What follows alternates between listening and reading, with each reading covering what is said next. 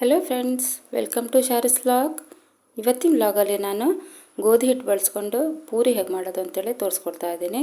ಜೊತೆಗೆ ಆಲೂಗಡ್ಡೆ ಬಾಜಿ ಹೇಗೆ ಮಾಡೋದು ಅಂತೇಳಿ ತೋರಿಸ್ಕೊಡ್ತಾ ಇದ್ದೀನಿ. ಇವಾಗ ಒಂದು ಕುಕ್ಕರ್ ತೊಗೊಂಡಿದ್ದೀನಿ, ಅದಕ್ಕೆ 3 ಆಲೂಗಡ್ಡೆ ಹಾಕ್ಕೊಂಡಿದ್ದೀನಿ. ಆಲೂಗಡ್ಡೆ ಮುಳುಗೋವರೆಗೂ ನೀರು ಹಾಕ್ಕೊಂಡು ಕುಕ್ಕರ್ ಮುಚ್ಚಿ ಬೇಯಿಸ್ಕೊಳ್ತಾ ಇದ್ದೀನಿ. ಇವಾಗ ಒಂದು ಪಾತ್ರೆ ತೊಗೊಂಡಿದ್ದೀನಿ, 1 ಕಪ್ಪಷ್ಟು ಗೋಧಿ ಹಿಟ್ಟು ತೊಗೊಂಡಿದ್ದೀನಿ. ನಂತರ ಅರ್ಧ ಕಪ್ಪಷ್ಟು ಚಿರೋಟಿ ರವೆ ತೊಗೊಂಡಿದ್ದೀನಿ, 1/4 ಕಪ್ಪಷ್ಟು ಉಪ್ಪು ಹಾಕ್ಕೊಂಡಿದ್ದೀನಿ, ಸ್ವಲ್ಪ ಎಣ್ಣೆ ಹಾಕ್ಕೊಂಡಿದ್ದೀನಿ. ನಂತರ ಇದನ್ನು ಮಿಕ್ಸ್ ಮಾಡ್ಕೊಳ್ತಾ ಇದ್ದೀನಿ. ಇದು ಚೆನ್ನಾಗಿ ಮಿಕ್ಸ್ ಆದಮೇಲೆ ಮಧ್ಯೆ ಸ್ವಲ್ಪ ನೀರು ಹಾಕ್ಕೊಂಡು ಇದನ್ನು ಚಪಾತಿ ಮಾಡೋ ಹದದಲ್ಲಿ ನಾನು ಹಿಟ್ಟನ್ನು ಮಿಕ್ಸ್ ಮಾಡ್ಕೊಳ್ತಾ ಇದ್ದೀನಿ.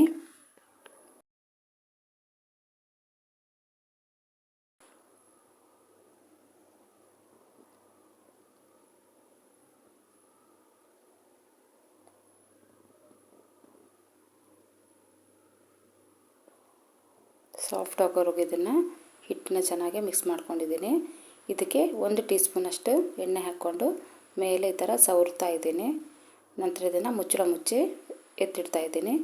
ಇವಾಗ ಬಾಜಿ ಮಾಡೋಕ್ಕೆ ಒಂದು ಪಾತ್ರೆ ಇಟ್ಕೊಂಡು ಪಾತ್ರೆ ಬಿಸಿ ಆದಮೇಲೆ 2 ಟೀ ಸ್ಪೂನಷ್ಟು ಎಣ್ಣೆ ಹಾಕ್ಕೊಂಡಿದ್ದೀನಿ, 1/4 ಟೀ ಸ್ಪೂನಷ್ಟು ಸಾಸಿವೆ ಹಾಕ್ಕೊಂಡಿದ್ದೀನಿ, 2 ಹಸಿಮೆಣಸನ್ನ ನಾನು ಹೆಚ್ಚು ಹಾಕ್ಕೊಂಡಿದ್ದೀನಿ, 1 ಈರುಳ್ಳಿನ ಈ ಥರ ಚಿಕ್ಕದಾಗಿ ಪೀಸ್ ಮಾಡಿ ಹಾಕ್ಕೊಂಡಿದ್ದೀನಿ.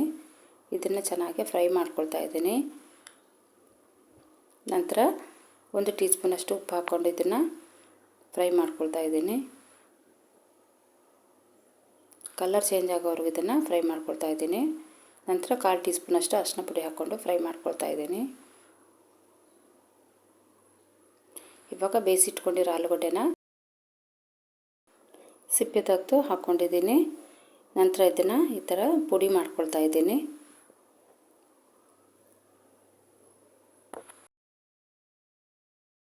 ಇದಕ್ಕೆ ಅರ್ಧ ಕಪ್ಪಷ್ಟು ನೀರು ಹಾಕ್ಕೊಂಡು ಮಿಕ್ಸ್ ಮಾಡ್ಕೊಳ್ತಾ ಇದ್ದೀನಿ. ಇದನ್ನು ಒಂದು 2-3 ನಿಮಿಷದವರೆಗೂ ಕುದಿಯೋಕೆ ಬಿಡ್ತಾ ಇದ್ದೀನಿ.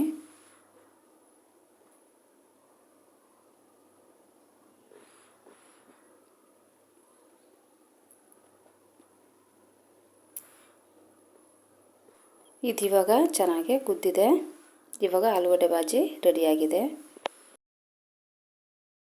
ಇವಾಗ ಪೂರಿ ಮಾಡೋಕ್ಕೆ ಬಾಣಲಿನ ಒಲೆ ಮೇಲೆ ಇಟ್ಕೊಂಡಿದ್ದೀನಿ, ಎಣ್ಣೆ ಹಾಕ್ಕೊಳ್ತಾ ಇದ್ದೀನಿ. ಎಣ್ಣೆ ಚೆನ್ನಾಗಿ ಬಿಸಿ ಆಗೋದ್ರೊಳಗೆ ನಾನು ಪೂರಿಗೆ ಲಟ್ಸ್ಕೊಳ್ತಾ ಇದ್ದೀನಿ. ನಾನು ಹಿಟ್ಟನ್ನು ಈ ಥರ ನಿಂಬೆಹಣ್ಣಿನ ಗಾತ್ರದಲ್ಲಿ ಉಂಡೆ ಮಾಡಿ ಇಟ್ಕೊಳ್ತಾ ಇದ್ದೀನಿ.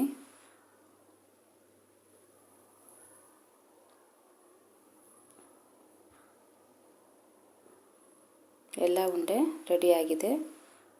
ಇವಾಗ ಲಟ್ಸ್ಕೊಳ್ತಾ ಇದ್ದೀನಿ. ಸ್ವಲ್ಪ ಹಿಟ್ಟು ಹಾಕ್ಕೊಂಡು ಈ ಥರ ಲಟ್ಸ್ಕೊಳ್ತಾ ಇದ್ದೀನಿ. 2-3 ಪೂರಿನ ಮಾತ್ರ ನಾನು ಲಟ್ಸ್ಕೊಳ್ತಾ ಇದ್ದೀನಿ. ಇವಾಗ ಎಣ್ಣೆ ಬಿಸಿಯಾಗಿದೆ. ಒಂದೇ ಪೂರಿನ ಕರ್ಕೊಳ್ತಾ ಇದ್ದೀನಿ. ಗ್ಯಾಸನ್ನು ಮೀಡಿಯಮ್ ಫ್ಲೇಮಲ್ಲಿ ಇಟ್ಕೊಂಡಿದ್ದೀನಿ. ನಂತರ 2 ಸೈಡು ಕರ್ಕೊಳ್ತಾ ಇದ್ದೀನಿ.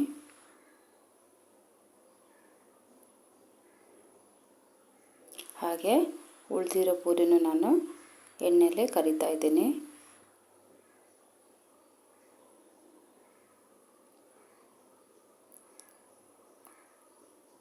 ಈ ಪೂರಿ ಗೋಧಿ ಹಿಟ್ಟಿಂದ ಮಾಡಿರೋದ್ರಿಂದ ಹೆಲ್ದಿ ಆಗಿರೋ ಒಂದು ರೆಸಿಪಿ ಇದು.